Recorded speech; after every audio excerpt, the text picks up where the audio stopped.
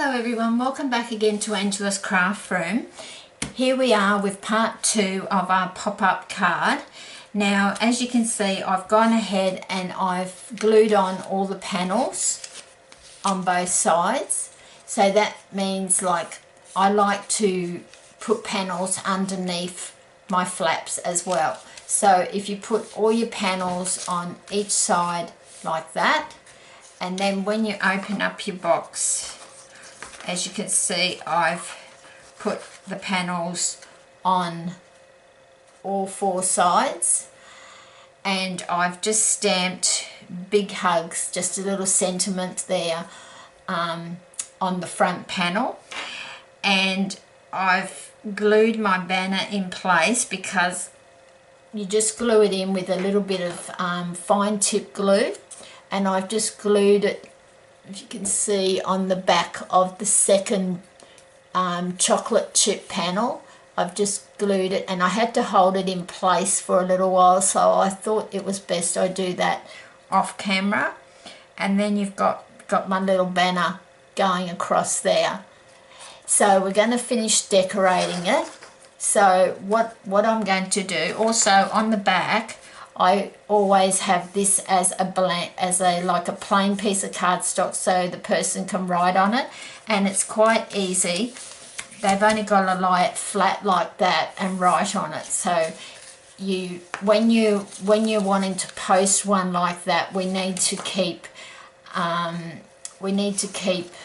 the images to a minimum so that it will fold flat. Like those that saw my pop-up daisy card, I really packed in the daisies, but as I explained before, that was because I was hand delivering it to the lady and it didn't have to be posted. But when they need to be posted, you need to have them to a minimum.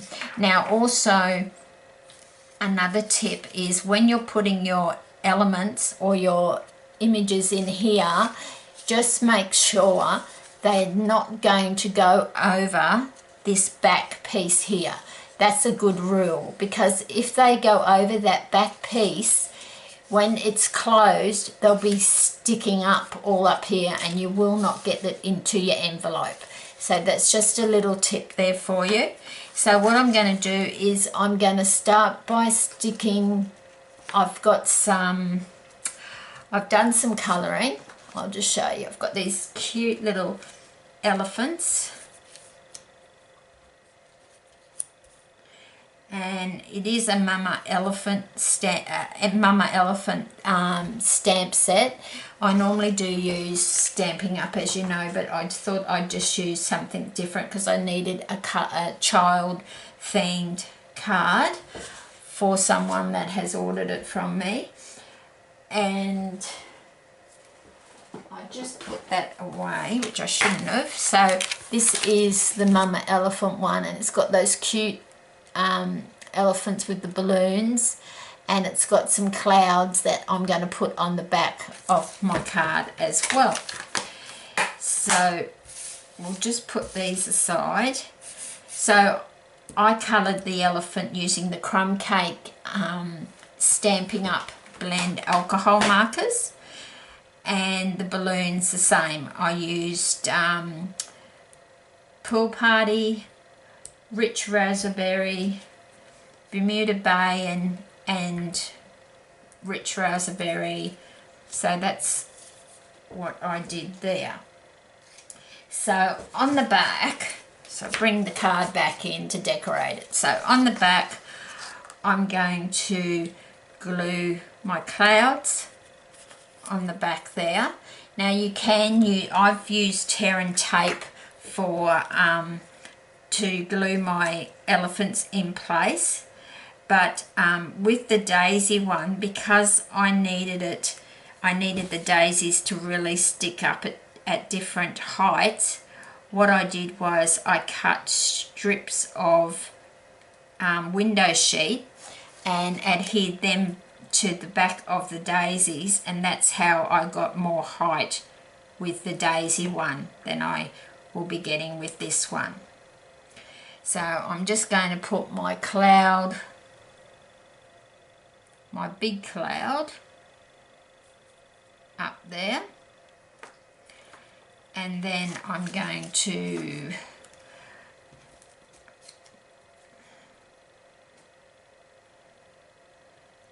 so I've got my big elephant. It's so cute. So even though the string of the balloon comes down here, when the card closes it'll be fine because it'll go inside the card. So I'm just going to take the tear and tape off the back of there. So there's just a few tips there that you need to remember when you're making these cards, but they are lots of fun.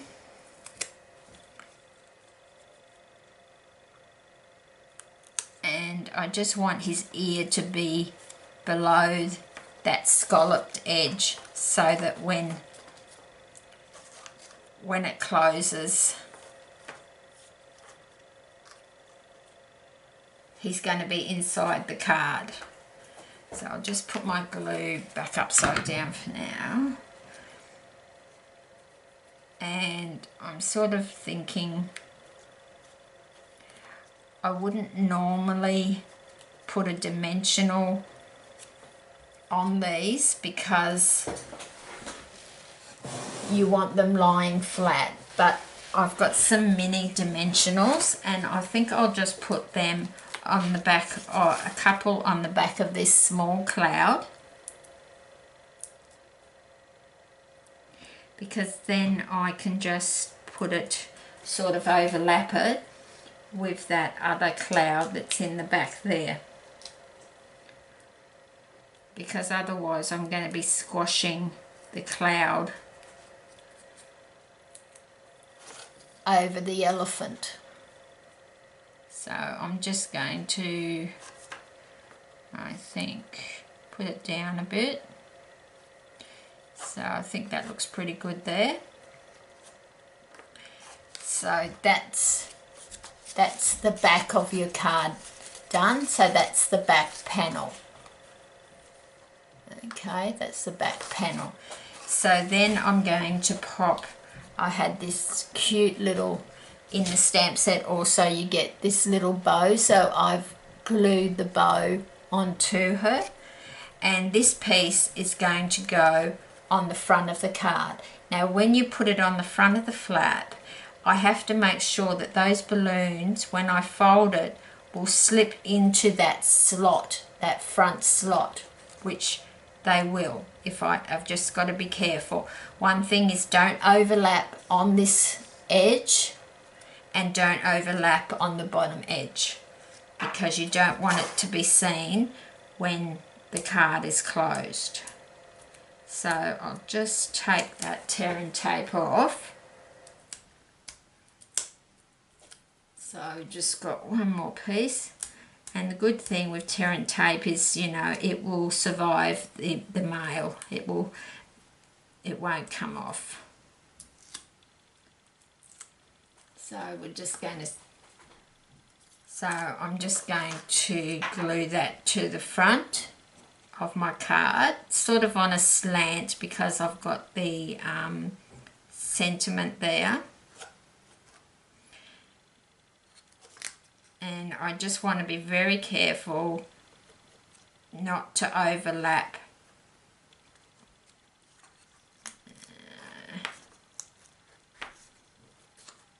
It's all right. So when you close it, I might just have to I might just have to push that first divider back ever so slightly when I close it. But that's the front. So it's coming together and it's just so cute. I just love these cards. So then what we need to do is I'm going to put two more in. So I've got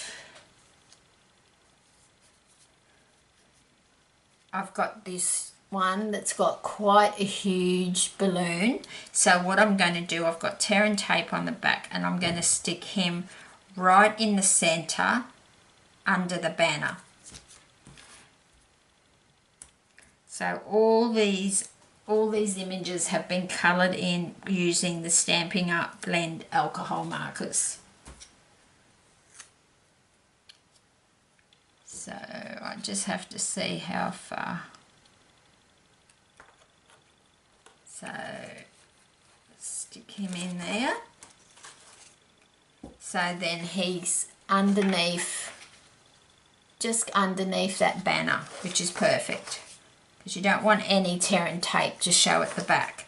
And then we've just got one more to put on, which is similar, which is the same as the one that I've got on the front here, but I've got a bow on her. So this time I've put this one to the side, this one into the middle, and this one's to the side, so I'm going to put this one on the other side like that. So I've only put one piece of tearing tape on this one because I want that one just to sit up a little bit higher. But just make sure that it's underneath that scalloped edge at the back.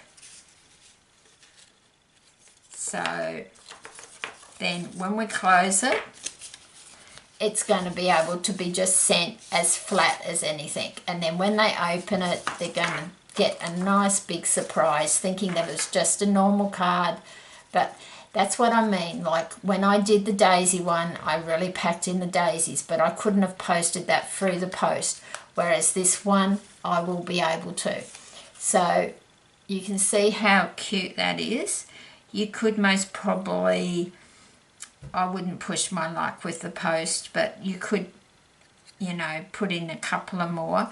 But I've also only put in 2 panels, like I showed you in part 1, the panels that I've glued in there to stick the images on. I've only used 2, but I've utilised the back panel with also having an image on there, and also on the front as well.